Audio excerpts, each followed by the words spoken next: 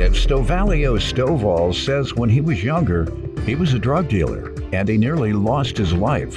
Stovalio turned his life around and is now a pastor, and he's suing his son's ex-girlfriend for a bail bond plus interest. Defendant Cinquetta Dowell has 2 grown sons with the defendant's son, and she raised them as a single mother. Cinquetta admits Stovalio bonded her son out of jail, but she feels he should sue her son for the money since he's an adult. All rise. This court is now in session. The Honorable Judge Greg Mathis presiding. You may now be seated. Start with you.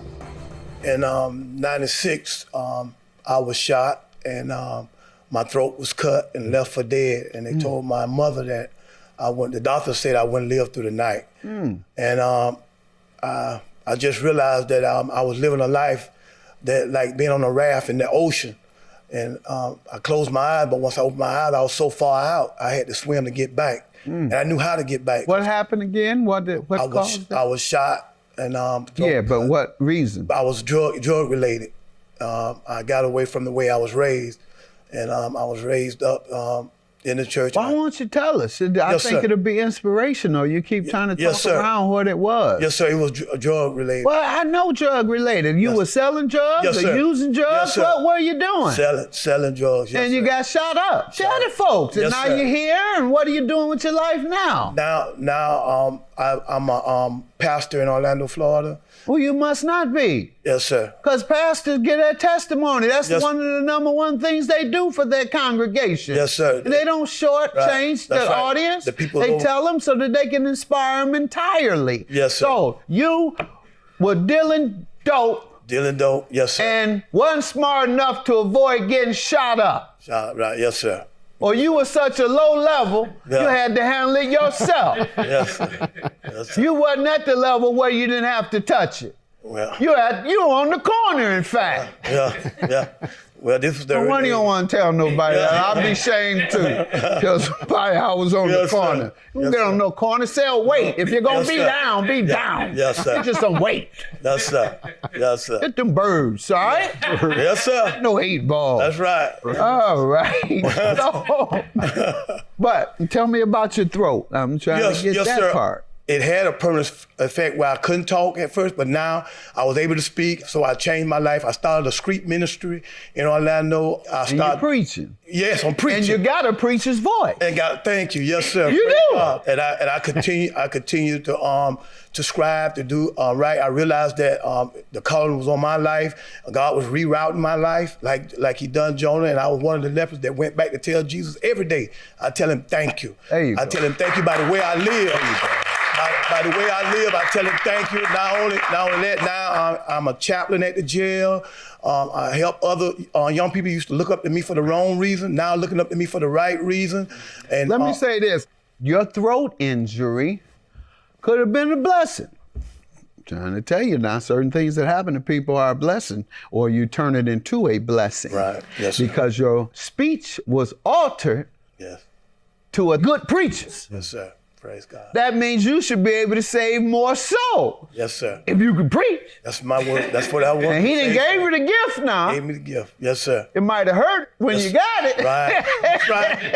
That's right. But you got the gift. It hurt me too. Yeah. I stayed somewhere for 9 months I didn't want to be. Right. But when I come out, I knew it was God. It was blessing me and said, okay, I'm going to use this gift to help others. Right. And that's what I'm saying. You got that gift to preach now because of the unfortunate incident that happened in your life. Yes, sir. So you should be getting more members than anybody. Yes, sir. Yes, sir. And that's what we're doing. I mean, God has truly blessed us. I'm going to check up on you. I started a street ministry and saying, put down the guns and pick up your Bible all over Florida. There you go. I go everywhere. Outreach ministry where we teach love and show love, and don't let your past mess up your future.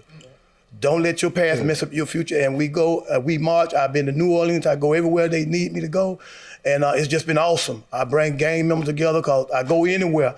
You know, I'm not afraid to go nowhere. I was Saul that was knocked down on that road to Damascus. I understand when I got up, I was that person that I was raised to be. And I boldly speak before the people, and I'm able to go anywhere and relate with the guys and let them know that, you know, you could die before your time. And it's true. So many young people are dying before their time. They're not even giving life a chance to explore what God got. Why do you think that is? Because of the money. They want the quick, fast money. They want that life of out there. They paint this picture that make it look good, but I'm a living witness from my own experience. Why do you think they do it though? Because they want the fast money, they want the women, they want the clubs. Okay, why are there so many black people, and black men in particular, involved in crime and going to prison? Do you have an answer for that? My answer is that they need to start their own business. Need to start their own business. Okay, so it's because of economic deprivation. Yes, sir. Let's move on. You give me some background on yourself. I have 2 sons from his son, which are his grandkids. I've been a single mom since I was 15. I have So you and his son never lived together?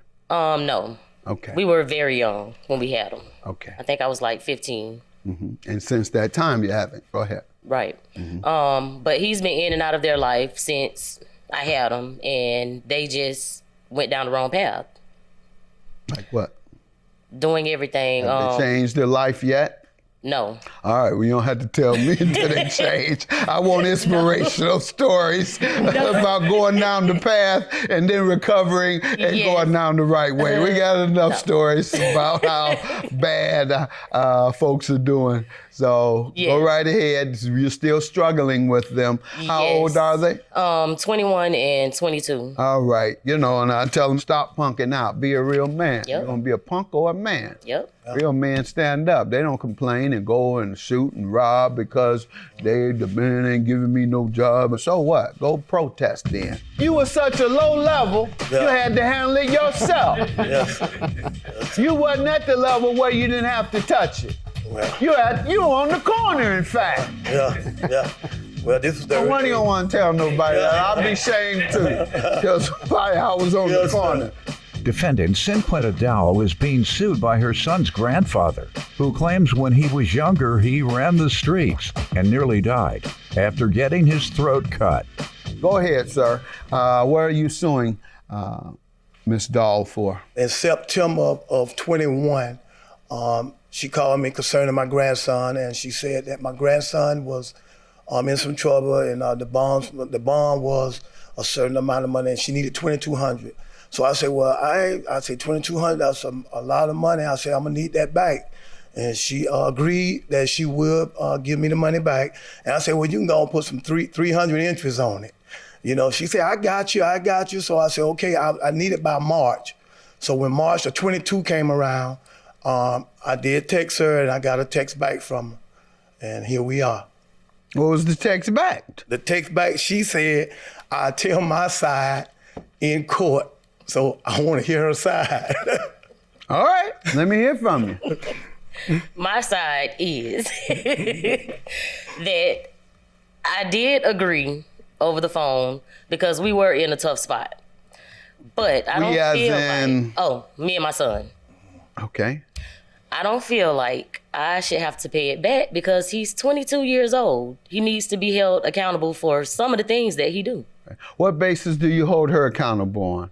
The basis I hold her accountable on is that what I want to share with Cinquetta again is that when they make their bed hard, sometimes. No, sir. What reason do you think she should pay for it? She called me.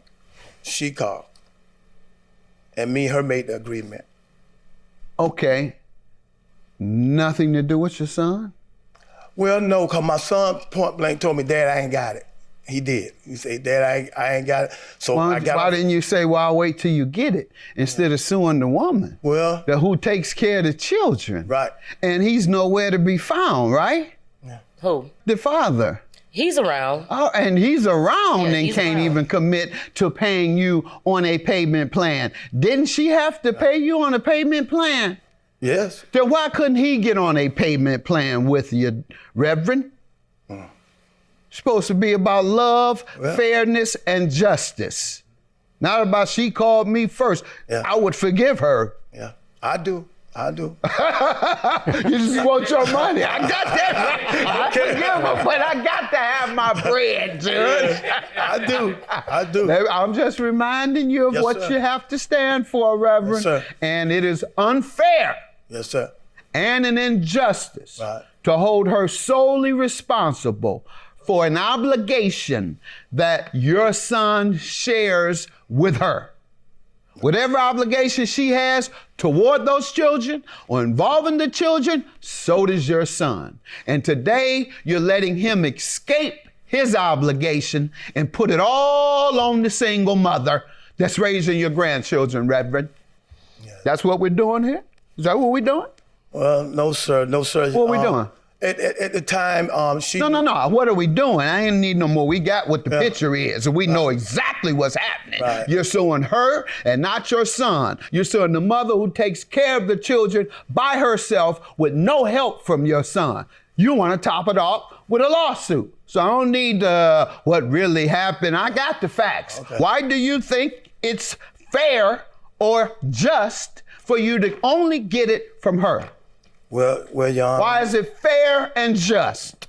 Well, Your Honor, like I said, it's, ain't no love lost, however it come out with her and me. I'm all right with it. I'll be all right. You won't tell me why you think it's fair for your son to neglect his responsibility and let a single woman raise both those children, who are your grandchildren, by the way, and hold her responsible for all of what your grandchild does, even though your son and the father of the children is still around. I don't sweet talk him now. I challenge him.